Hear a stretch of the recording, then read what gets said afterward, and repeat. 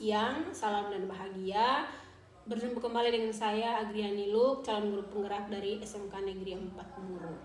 Jadi di sini saya ditemani Ibu Pratni Sari Bilatu, sarjana pendidikan sebagai guru IPAS di sekolah kami. Hai Ibu Pratni. Halo Ibu.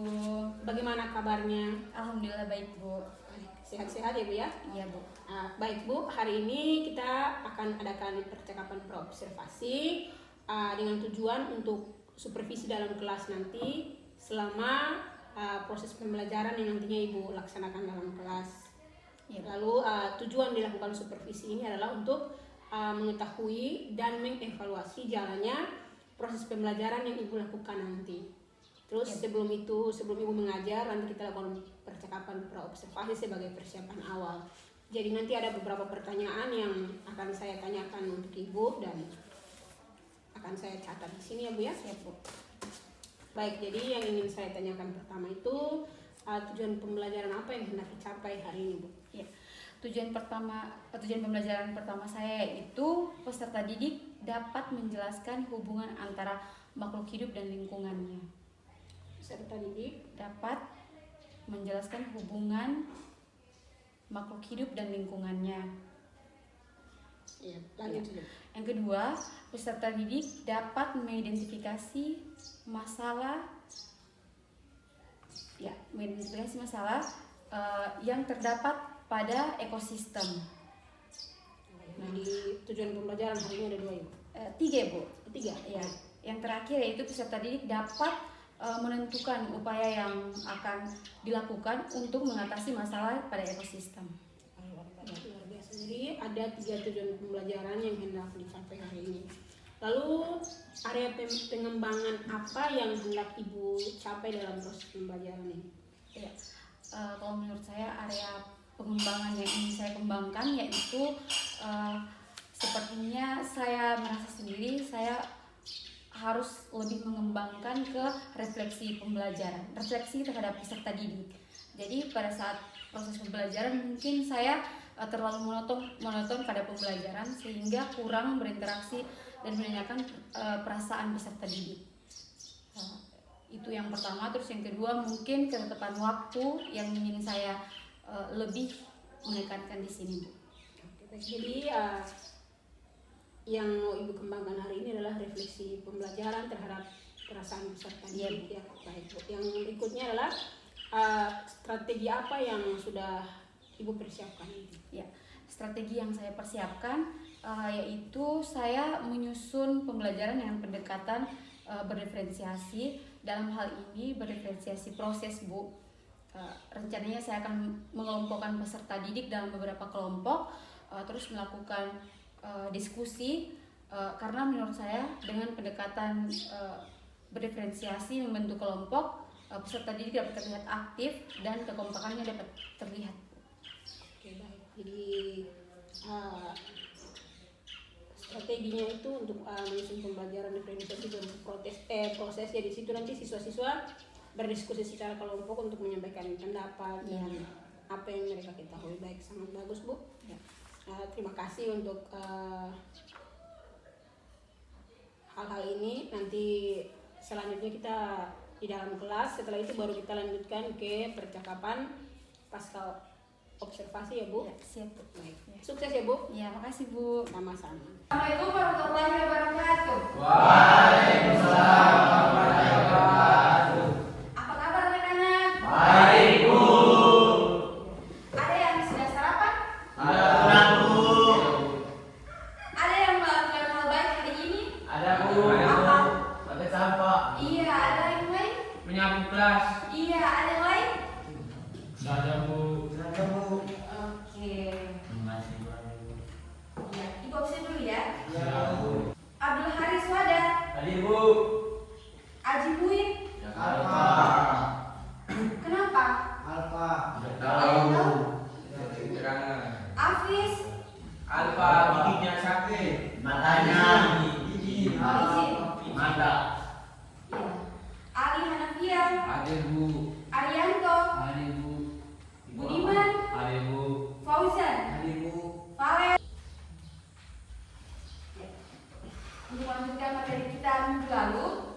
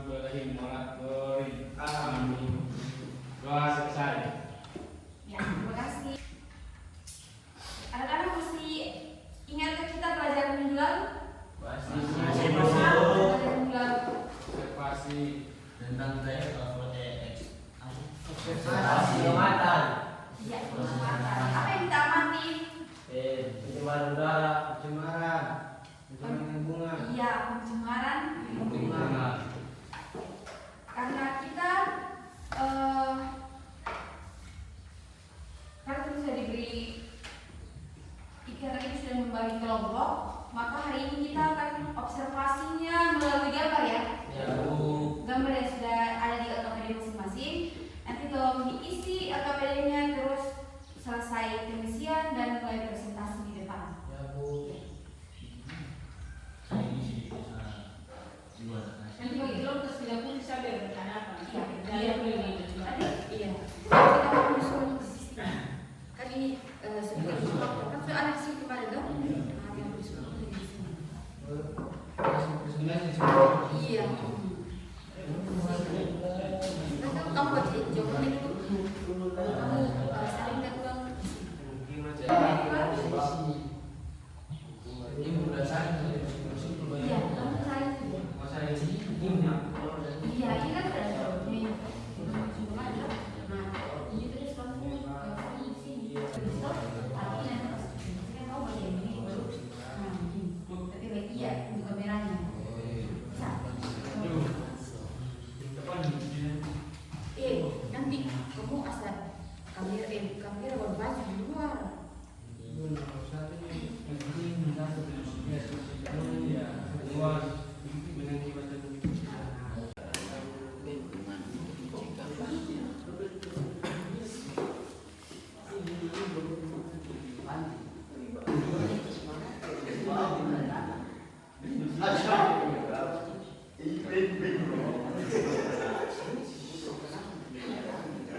Kesempatan untuk mempresentasikan tugas kami dari kelompok 1 akan mempresentasikan hasil tugas kami yang berjudul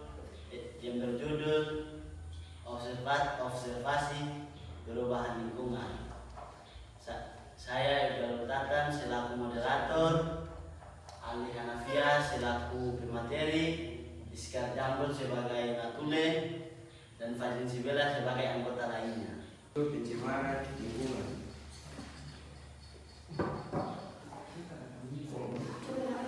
Lima faktor yang mengakibatkan perubahan lingkungan. Pada gambar 1, yang pertama, bangunan di tanah yang berakibat longsor. Faktor yang kelima, masyarakat tidak membuat penghalang untuk longsor. Untuk gambar yang kedua, jelaskan jenis pencemaran pada gambar 1, 2, 3, dan 4. Pada gambar 1 adalah jenis pencemaran tanah. Pada gambar 2 adalah jenis pencemaran air. Pada gambar 3 adalah jenis pencemaran air. Dan pada gambar 4 adalah jenis pencemaran udara. 3 dampak perubahan lingkungan pada gambar. Gambar yang pertama, 1. Pemukiman ditutupi oleh tanah. Dampak yang kedua, rusaknya jalan pemukiman. Dampak yang ketiga dapat mengakibatkan korban. Apakah teman-teman ada yang mau bertanya? Di tugas itu kan ada satu itu cara untuk mencegahnya. Cara untuk mencegah bagaimana untuk tidak terjadinya banjir atau kerusakan lingkungan.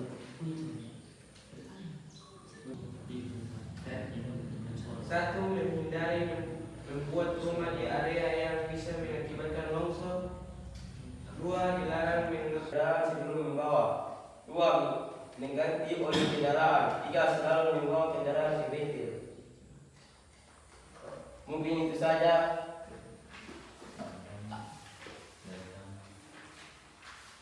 Apakah teman-teman ada yang mau bertanya? Tanya saya sudah konsep lagi.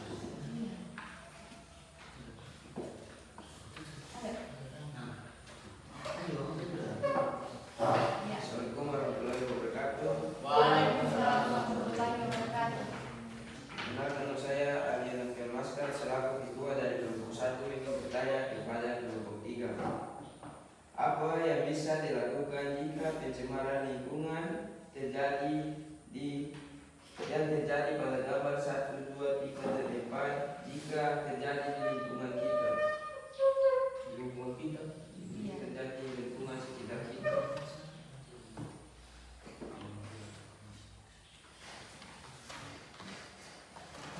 Pada gambar 1 kita harus mencegah penambangan liar dan kurangkan pembangunan. Yang kedua, kita harus saling mengingati kepada teman-teman, kepada saudara-saudara kita agar tidak berbuang sampah sembarangan dan yang mengakibatkan banjir. Dan nomor 3, hasil kami. Wassalamualaikum warahmatullahi wabarakatuh. Waalaikumsalam warahmatullahi wabarakatuh. Kenapa semua ya?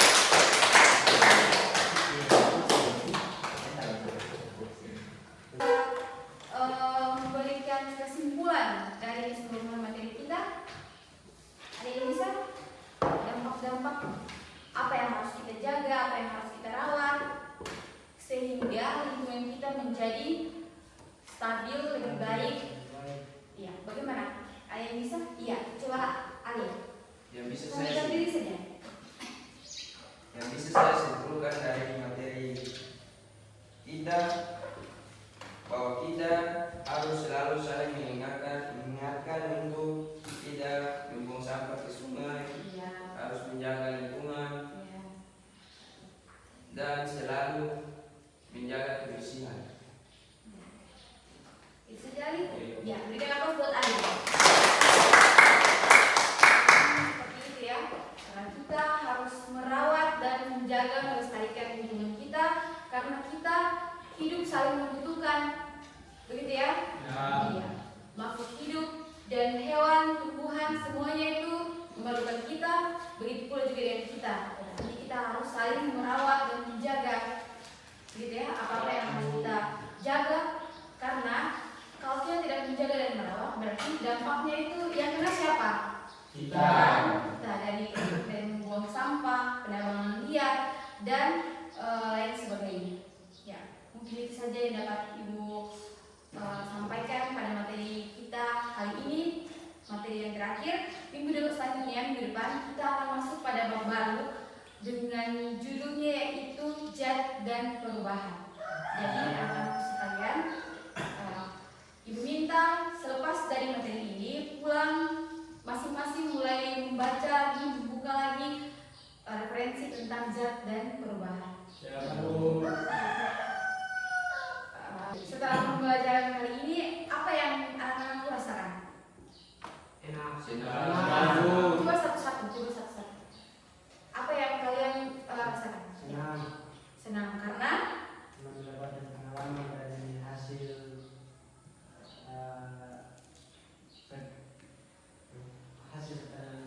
kami. ya, oke. Ada yang lain? Selalu Coba berangkat kata coba. Senang karena senang karena pada materi ini kita bisa mulai ke depan untuk berbicara. iya. Ini sesuatu hal yang kecil yang kita pelajari agar menjadi